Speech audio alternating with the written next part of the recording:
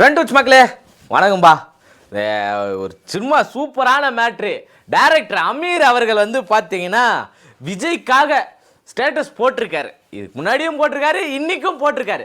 விஜய் அவர்கள் இன்னைக்கு வந்து மகாபலிபுரத்தில் ஒரு தனியார் ஹோட்டலில் வந்து மகளிர் தின கொண்டாட்ட நிகழ்ச்சியை வந்து வச்சிருக்காரு. இந்த மகளிர் தின கொண்டாட்ட நிகழ்ச்சி எதுக்காக அப்படின்னு நம்ம யோசிச்சு பார்த்தோம்னா, நாளைக்கு வந்து மகளிர் தினம். இந்த மகளிர் தினத்தை முன்னிட்டு தேர்தல் வாக்குறுதிகளை வந்து அந்த இடத்துல மகளிருக்கான தேர்தல் வாக்குறுதிகள் எல்லாத்தையுமே வந்து கொடுக்க போறாரு. அவர் முன்னாடியே சொன்ன மாதிரி தான், மகளிருக்கான தனி உரிமை கொடுக்கப்படும், மகளிருக்கான பாதுகாப்புகள் நிறைய வழங்கப்படும் அப்படின்னு ஏகப்பட்டது விஜய் சொல்லியிருக்காரு. அதுக்கேற்ற மாதிரி தான் இன்னைக்கான நாளைக்கு மகளிர் தினத்தை கொண்டாடக்கூடிய நாளில் இன்னைக்கு முன்னாடி தினமே வந்து அதுக்கான வேலைகளை பார்த்துட்டு இருக்காரு. அதுக்கான வாக்குறுதிகளை கொடுக்கறதுக்கான ஒரு நிகழ்ச்சியாகவும் அதை நடத்திக்கிட்டு இருக்காரு. சர்வதேச உழைக்கும் மகளிர் தினம் அப்படின்னு எல்லாராலும் போற்றப்படக்கூடியது. அது ஒரு சாதாரணமாக வந்ததில்லை. பல பெண்களுடைய கிட்டத்தட்ட ஒரு 75,000 பெண்கள் கிட்ட தொடர்ந்து போராட்டத்தினால வந்த ஒரு விழா தான் வந்து பார்த்தீங்கன்னா இந்த மகளிர் தினம். இந்த மகளிர் தினத்தை முன்னிட்டு விஜய் அவர்கள் இதை நடத்தி இருக்கிறது வந்து பெருமளவு வரவேற்கத்தக்கது, பெரும் பாராட்டுக்குரியது.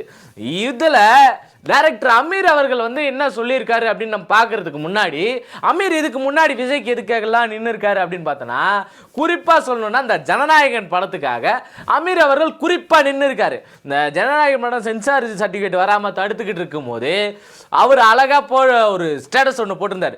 தொடர்ந்து சமூக வலைதளங்களில் தன்னுடைய ஸ்டேட்டஸில் சமூகம் சார்ந்த கருத்துக்களை முன்வைக்கிறதுல அமீர் அடிச்சிக்கவே முடியாது. அவருக்கு என்ன தோணுதோ அந்த இடத்துல அதை வச்சுட்டு போயிட்டார். அதை ஸ்க்ரீன்ஷாட்டாக எடுத்து இந்த நியூஸ் சேனலில் ஏகப்பட்ட பேர் எடுத்து பேசுகிறாங்க. அப்படி ஒன்று தான் எடுத்து நம்ம பேச வந்திருக்கோம். இதுக்கு முன்னாடி நிறைய இந்த தமிழ்நாட்டை வந்து தமிழகமாக மாற்றணும் அப்படின்னு சொல்லி இந்த இப்போ கிளம்பி போனார்ல ஆளுநர் ஆர்.என். ரவி அவர்கள், மம்தா பானர்ஜி அந்த பக்கம் போனார்ல, அந்த மாதிரி அவருக்கு வந்து அந்த தமிழ்நாட்டை தமிழகமாக மாற்றணுமா வேணாமன்றது தமிழர்கள் முடிவு பண்ணிப்பாங்க, நீங்கள் எதுவும் பேச வேணாம் அப்படின்னு சொல்லிட்டு ஆல்ரெடி போட்டிருந்தாரு. இந்த மாதிரி நிறைய சமூக கருத்துக்களை போட்டிருந்தாரு. இந்த ஜனநாயகன் படம் வராதப்ப கூட அவர் அழகாக ஒரு ஸ்டேட்டஸ் ஒன்று போட்டிருந்தார். தன்னுடைய எதிர்ப்பை வந்து தெரிவிச்சிருந்தாரு. என்ன அப்படின்னு பார்த்தீங்கன்னா, ஒரு படத்தை வந்து தடுத்து நிறுத்துறது மூலயமா, அதை ரிலீஸ் ஆகாமல் தடுக்கிறது மூலயமா அவங்கள தடுத்து நிறுத்திடலாம் அப்படின்னு நினைக்கிறது வந்து ரொம்ப மோசமான ஒரு செயல். இது ஒரு கலைப்படைப்பை தடுக்கிறது வந்து ஒரு மோசமான செயல். அதை நீங்கள் செய்யக்கூடாது.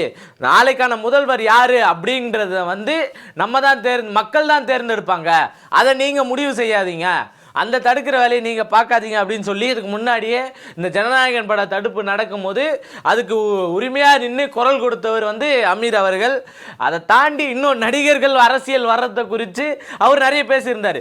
அமீர் என்னெல்லாம் பண்ணியிருக்காரு அப்படின்னு சும்மா இதுக்கு முன்னாடி பார்த்தோன்னா இந்த மாதிரி சமூகம் சார்ந்த இந்த நிறைய கருத்துக்கள் போட்டிருக்காரு. அமீர் ரொம்ப அழகான படங்கள் இந்த தமிழ் சினிமாவுக்கு, தமிழ் உலகத்துக்கு கொடுத்துருக்காருன்னு சொல்லலாம். பருத்தி வீரன், மௌனம் பேசியது, ராம், இந்த மாதிரியான நிறைய நல்ல படங்களை கொடுத்தாரு. ஆதி பகவன், இந்த மாதிரியான நிறைய நல்ல படங்களை கொடுத்துருக்காரு. அது மட்டும் இல்லாமல் யோகி, வட சென்னை, இப்போ சமீபத்தில் வந்த பைசன், இப்படியான நிறைய மாறன், இந்த மாதிரியான நிறைய படங்களை நடிச்சும் இருக்காரு. வட சென்னையில் ஆரம்பித்த அவருடைய நடிப்பு பயணம் தொடர்ந்து நடிச்சுக்கிட்டே இருக்காரு. நிறைய நல்ல கதாபாத்திரங்கள்லையும் பண்ணிக்கிட்டு இருக்காரு. அதில் அவரது மறக்க முடியாது அப்படின்னு பார்த்தீங்கன்னா வட சென்னையில் வரக்கூடிய ராஜன் அப்படின்ற மாதிரி தான். அதில் எப்படி அநியாயத்துக்கு எதிராக நின்று முத்துண்ணா வெளியூர்காரங்கையில் ஊரை கொடுக்குறதுக்கு நாங்கள் என்ன ஊக்கையா, உனங்களை மாதிரி பேப்பர் ரவுடி நான் இல்லைன்னு உனக்கு தெரியும் சொல்லி வைனுவார். அந்த மாதிரியான டயலாக்லாம் இன்றைக்கும் பல பேர் வந்து ராஜன் மாதிரியான ஒரு ஆள் வேணும். அதுவும் குறிப்பாக அந்த வட சென்னை வந்து ரவுடிசத்தை ஊக்குவிச்ச ஒரு படமாக இல்லாமல் அது என்னன்னா இந்த சமூகத்துக்காக நம்ம என்னவா இருக்கோம் அப்படின்றத ரொம்ப குறிப்பிட்டு சொல்லக்கூடிய ஒன்று. என் ஊருக்காக நான் இது வரைக்கும் என்னென்னவோ பண்ணேன், ஆனால் என் ஊருக்கு ஒன்றுனா நீ அதிகாரத்துலேருந்து வந்தாலும் சரி, எங்கேருந்து வந்தாலும் சரி, உன்னை எதிர்த்து நான் நிற்க தான் செய்வேன். என் கூட இருந்துன்றதுக்காகலாம் நான் விட்டுட்டுலாம் போக முடியாது அப்படின்றதால அந்த கேரக்டர் அந்த மாதிரி வடிவமைச்சிருப்பாங்க. அந்த அளவுக்கு இருக்கக்கூடிய ஒரு கேரக்டர், மறக்க முடியாத ஒன்று. இப்படி இருந்த அமீர் அவர்கள் இன்னைக்கு விஜய் அவர்களை பற்றி என்ன போட்டிருக்காரு, இந்த மகளிர் தினத்தை கொண்டாட்டத்தை வச்சு அவர் என்ன போட்டிருக்காரு அப்படின்னு நீங்கள் பார்த்தீங்கன்னா, தமிழ்நாட்டில் ஒரு ஹிட்லர் வந்து பிறந்திருக்காரு அப்படின்னு சொல்லி போட்டிருக்காரு ஒரு ஸ்டேட்டஸு. தமிழ்நாட்டில் ஹிட்லர் ஏன் விஜய் ஹிட்லர்னு சொல்கிறாரு அப்படின்னு சொல்லி கேட்டிங்கன்னா, அவர் விஜயை தான் சொல்கிறாரா அப்படின்றது நீங்கள் முடிவு பண்ணிங்க. ஆனால் விஜய் தான் சொல்கிறாருன்றது என்னுடைய கருத்தாக நான் இங்கே சொல்லிக்கிறேன். ஏன் அப்படின்னா, நீங்கள் பல்வேறு செயல்கள் அவர் வந்து பார்க்கலாம். இதுக்கு முன்னாடி அவர் மாநாட்டில் உறுதிமொழி எடுக்கிறதுலாம் கூட சொல்லியிருப்பாங்க.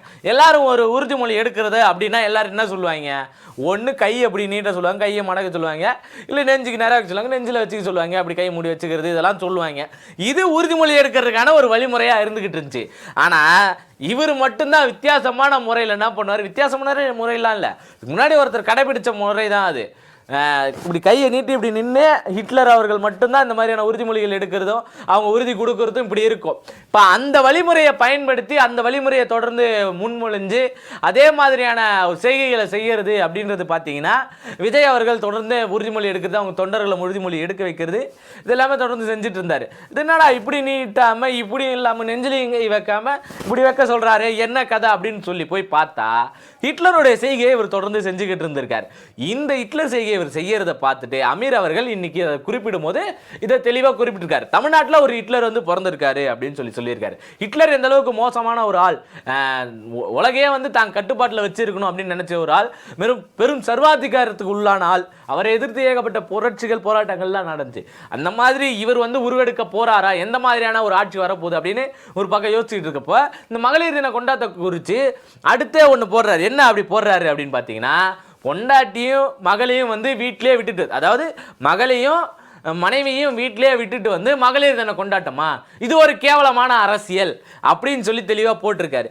இவர் போட்டிருக்காரு ஒரு விஷயம் போடுறாரு அப்படின்னா நம்ம உன்னிப்பாக கவனிக்கணும். இந்த மகளிர் தினம் கொண்டாடுறாங்கல்ல, வீட்டில் அவ்வளோ பெரிய பிரச்சனை, வீட்டில் இருக்கிற மகளிருக்கு அவங்க பொண்ணோடைய இதுக்கு வந்து அவர் போகாமல் இருந்திருக்காரு, எது பட்டமளிப்பு விழாக்கு அவர் போகாமல் இருந்திருக்காரு.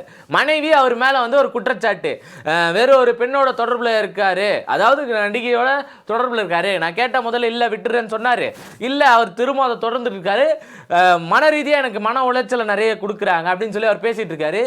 கீழே இருக்கிற அணில குஞ்சல்கள் எல்லாமே வந்து இவரை சங்கீதாவை தொடர்ந்து அடிக்க ஆரம்பிச்சிட்டாங்க. அவங்க ஏகப்பட்ட மீம்ஸ் போடுறது, அவங்கள அசிங்கமாக தகாத வார்த்தைகள் ஆபாச வார்த்தைகளை பயன்படுத்தி திட்டுறது, இப்படி தொடர்ந்து அவங்க இருந்துக்கிட்டே இருந்தாங்க.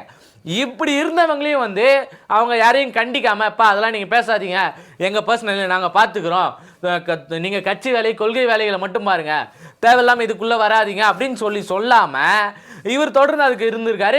அதை எதிர்த்தும் வந்து மாதர் சங்கம் விஜய் இப்படி மௌனம் காக்கிறது வந்து சரியில்லை, தொடர்ந்து கண்டிக்கத்தக்கது அப்படின்னு சொல்லி மாதர் சங்கம் ஒரு பக்கம் போட்டிருந்தாங்க. இப்படி கேவலமான ஒரு சூழலில் மக்களை வெறுக்கக்கூடிய ஒரு விதமாக இவங்க கூட இருக்க இவங்க அந்த கண்ணை மூடிக்கொண்டு எனக்கு விஜய் தான் பிடிக்கும் அப்படின்னு சொல்லக்கூடியவங்க இல்லாமல் இருக்கக்கூடியவங்க எல்லாரும் வந்து விஜயை எதிர்த்துக்கிட்டு தான் இருக்காங்க. அப்படி கண்ணை மூடிட்டு ரசிச்சா விஜயை சினிமா ரசிக்கிறதோடு நிறுத்திக்கணும். அதுலேயும் கலைப்படைப்பாக இன்றைக்கி வேறு மாதிரி மாறிக்கிட்டு இருக்குது, கலை உலகமே இன்றைக்கி வேறு மாதிரி மாறிக்கிட்டு இருக்குது. அது சமூகத்துக்கான ஒரு மெதுவாக பாதையாக வந்து அமைச்சிக்கிட்டு இருக்குது. அதில் கமர்ஷியலாக கொண்டாட்டங்களுக்கு நிறைஞ்ச இடங்கள் நிறைய இருக்க தான் செய்யுது. அதில் விஜய் பெரும் பங்கு வகிச்சிருந்தார் சினிமாவில். ஆனால் இவருக்கு சினிமா விட்டு அரசியல் வந்ததுக்கப்புறம் தொடர் எதிர்பார்ப்புகள் நிறைய இருந்துச்சு, இவர் எந்த மாதிரியான கொள்கைகள் கொண்டு வர போகிறாருன்னு. கொள்கைகள் சொன்னதுக்கப்புறம் தமிழ் தேசியமும் திராவிடமும் ரெண்டு கண்கள் அப்படின்னு அவர் சொல்லும் போது பெருமளவில் வரவேற்ற நிறைய பேர் இருக்காங்க. பெருமளவில் வரவேற்று இன்னைக்கு இருக்கிற ஆட்சியை எதிர்க்கிறாரு அப்படின்றப்ப தாராளமாக வரவேற்கலாம், இது ரெண்டுத்தையும் ரெண்டு கையில் பிடிச்சி இழுத்துக்கிட்டு வர்றாரு அப்படின்றப்ப இருந்த ஒரு சூழலில் அவருடைய அடுத்த பேச்சுகள் எல்லாமே வந்து பார்த்தீங்கன்னா ஒன்றிய அரசு கிட்ட பணிஞ்சு போகிறது, ஒன்றிய அரசை பற்றி கேட்காது, அதாவது கொள்கை எதிரின்னு சொல்லக்கூடிய ஒன்றிய அரசை பற்றி எதுவுமே பேசாதுமா தான் தொடர்ந்து இருந்துகிட்டு இருக்கு.